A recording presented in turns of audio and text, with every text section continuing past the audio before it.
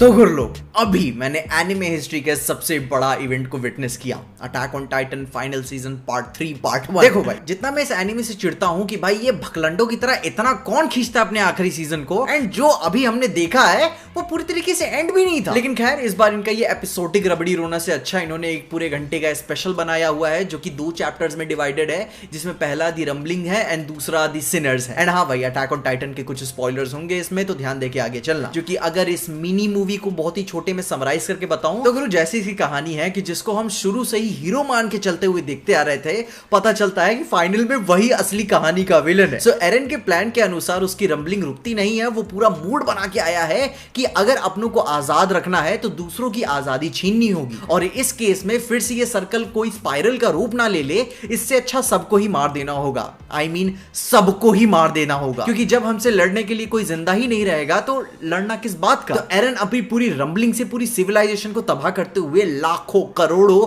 अरबों लोगों को कुचलते मारते हुए आगे बढ़ता रहता है। जहां पीछे स्काउट्स और उनके कुछ वॉरियर्स ओडिया पहुंचते हैं एरन को रोकने के लिए, लेकिन जैसे अपने को प्लेन वाले प्लान के साथ वो निकलने की कोशिश करते हैं, रंबलिंग उनकी तरफ करीब आ चुकी होती है, जिसमें से हांजे बाकी सबको और टाइम देने के लिए उस लड़ाई में शहीद हो जाती है। एंड हम बताएं, पर्सनली वो लड़की हमको बहुत ही पसंद थी। खैर, अभी मुझको वो बात भी पता है कि हमें नहीं पता है कि क्या लेने के देने पड़ जाए, लेकिन खैर मेरी नजर से तुम देखो उसको। आगे आर्मिन एरन को नेगोशिएट करने की उम्मीद में ये रहता है, लेकिन एरन हमेशा से ही सब कुछ सुन रहा होता है अपने वो पाथ वाले पावर के थ्रू, एंड वो सबको अपने पावर से बुलाकर उन्हें बता देता है कि तुम इस रंबलिंग को रोकने के लिए तुम्हें मुझे मारना ही पड़ेगा। और इसी दौरान फाल्को रिवील भी करता है कि मोस्ट प्रोबेबली उसके टाइटन के पास उड़ने की पावर होती है, क्योंकि जब आप किसी और कॉन्शियस टाइटन को खाते हो तो उसकी यादें भी एक एक्सटेंट तक आप में ट्रांसफर हो जाती हैं। एंड आगे चलते हुए लिबेरियो के रेफ्यूजी फोर्ट साल्टा की तरफ एस्केप करते हैं, ताकि वो वहां कोई एयरशिप लेकर वहां से आसमान के थ्रू कहीं पे भाग सके। मगर पता चलता है कि वहां की मिलिट्री एक आखिरी बार कोशिश करती है रंबलिंग को आसमान से रोकने के लिए, मगर एरन अपनी पावर से 20 टाइटन्स को मटेरियलाइज करके सबको मार देता है। उम्मीद सब खत्म हो चुकी होती है, मगर तभी पीछे से स्काउट्स और वॉरियर्स आ जाते हैं अपने फाइनल प्लान के अनुसार कि भाई एरन को वहां से घसीट के निकालना है, जहां फिर पीक और राइनर ट्रांसफॉर्म होकर 20 टाइटन्स को रोक लेते हैं। एंड फिर आर्मिन एक आखिरी बार पूछता है एरन से कि तुम बताओ कि तुम खुद किस तरीके से आजाद हो, एंड मूवी खत्म। खैर, इन सबका पहला प्लान तो यही था कि आर्मिन की हेल्प से एरन को बातचीत करके वहां से निकालने का, लेकिन एरन पहले ही बुला के उन सबको बोल देता है कि भाग जाओ भोफड़ी के, इधर मैं खुद को बर्बाद कर रहा हूं ताकि तुम सब आबाद हो सको। पूरा बचपन तुम चूतियों के साथ बिताया है, मैं नहीं रुकने वाला। तो फिर उनके अपने फाइनल प्लान के अनुसार इन्हें इसे मारना ही पड़ेगा। लेकिन जहां पे एरन अपने दोस्तों की वो आजादी क्यों नहीं छीनता, क्योंकि भाई वो फाउंडिंग टाइटन है, उसके पास सारी पावर्स हैं, क्योंकि वो अपने लोगों की आजादी नहीं छीनना चाहता।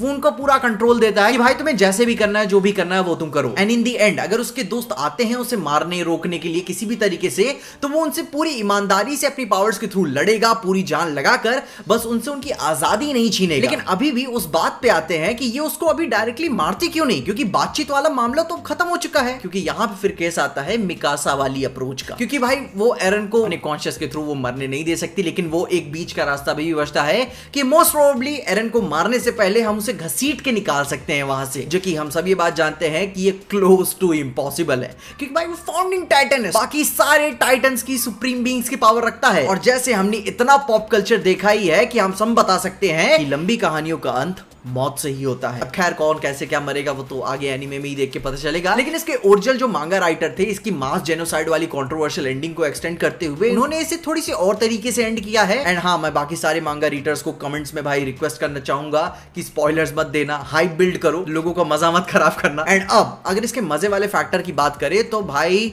तबीयत खुश हो गई यार। ऑलमोस्ट 1 साल से ऐसा कुछ नहीं देखा था कि भाई कोई एक ऐसी कहानी है जो एकदम हार्डकोर आर रेटेड होते हुए सेक्स वाली बकचोदी से छोड़कर एक्चुअल में कहानी सीरियस ब्रूटैलिटी दिखा रही है, जो कि एक्चुअली में काफी पॉलिटिकली कॉन्फ्लिक्टिंग है। पूरे 1 साल बाद इसके पार्ट 3 आया है, एंड दिल पे हाथ रख के बोलता हूं कि आपको बिल्कुल भी डिसअपॉइंट नहीं करता। इसका म्यूजिक सुन के भाई यार आत्मा तृप्त हो जाती है, यहां तक कि हैंस जिमर को भी प्राउड होता होगा इसे देखकर। एंड हाँ, कहानी नैरेटिवली भी काफी कुछ अच्छा इसमें लेकर चलती है, कुछ बहुत ज्यादा फ्लैश फ्लैशबैक्स नहीं है, बस वो एरन के कुछ टर्निंग पॉइंट्स भी हमें इसमें देखने को मिलते हैं कि उसे ऐसा सोचना ही क्यों पड़ा कि पैराडाइज आइलैंड से बाहर सबको मारना चाहिए। लोग अपनी जिंदगी एंजॉय कर रहे थे, बाकी पैराडाइज आइलैंड वाले भी लोग धीरे धीरे तरक्की कर रहे थे, आगे कैचअप कर रहे थे लोगों से। मगर इन सारी त्रासदी को फुल एंड फाइनल, एक बार फाइनल के लिए एंड करने का एक ही रास्ता एरन को दिखा कि सबको मरना होगा। एंड तभी इस हेट के साइकिल को हमेशा हमेशा के लिए एंड किया जा सकता है, जो कि इतनी सारी डेथ्स का उसके लिए भी हैंडल करना कोई आसान बात नहीं होती, क्योंकि कम ऑन यार, किसी के लिए भी आसान बात नहीं होती। और उसी मेटाफोरिकल वे में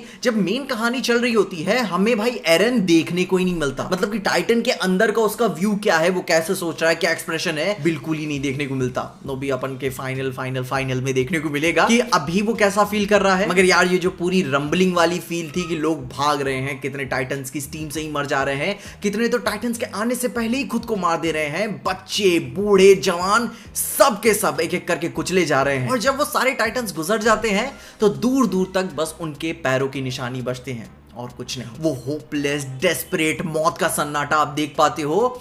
it was hell of experience भाई। मुझे तो आज भी यकीन नहीं होता कि हमने कहां से शुरू किया था और आज हम कहां पे आ गए। मगर इन्हीं के साथ साथ अगर कमियों की बात करूं तो भाई मैं मापा की कमी दूंगा कि भाई यार तुमने पूरा शेड्यूल खराब करके रखा है। बेंचुत कौन अपना फाइनल सीजन इतना लंबा खींचता है और फिर न्यूज आता है कि तुम अपने एम्प्लॉयज को पैसे नहीं दे रहे हो। खैर वो बात की बात है, फिर कभी करेंगे। लेकिन सोच सकते हो ये अटैक ऑन टाइटन सीजन 4 मतलब कि फाइनल सीजन 2020 में चालू हुआ था, जिसमें 3 पार्ट है और तीसरे पार्ट के भी 2 पार्ट। पता चल रहा है कि किस तरीके से साउंड कर रहा है, चूतियों की तरह। Attack on Titan season 4 part 3 part 1, जो कि अभी तुम सोच रहे हो कि ये सीजन 4 पार्ट 3 पार्ट 2 ये आखिरी पार्ट होगा, तो रुक जाना, क्योंकि अभी एपिलॉग फिर आएगा इनका। एंड फिर अपन चूतियों की तरह 1 साल के लिए उसका इंतजार करेंगे। लेकिन खैर किसी और के लिए नहीं, सिर्फ अटैक ऑन टाइटन के लिए इतना प्यार है कि हम इसके लिए इतना रुक पाए, और अभी भी और रुक सकता हूं, क्योंकि अगर एक बार ये खत्म हो गया तो कहीं और ही मुंह मारना पड़ेगा। वैसे तुम अपनी ओपिनियंस कमेंट जरूर बताना कि तुम्हें ये पूरा ये एपिसोड मिनी मूवी कैसा लगा। कमेंट्स अपनी ओपिनियंस में जरूर बताना, और पर्सनली अटैक ऑन टाइटन तुम्हें क्या फील होता है। एंड यस, मांगे रीडर्स बोलना चाहूंगा, स्पॉइल मत करना, हाइप बिल्ड करो, मजे करो, अपन देखेंगे। एंड इन्हीं बातों के साथ साथ हेरा फेरी 3 यानी कि 4 की अपकमिंग मूवी के ऊपर भी अपन ने बात की है, जो कि आप मेरी ये वाली वीडियो जरूर चेकआउट करना, तुम्हें सारी इंफॉर्मेशन मिल जाएगी। मगर तब तक के लिए देखते रहिए पीजे एक्सप्लेन।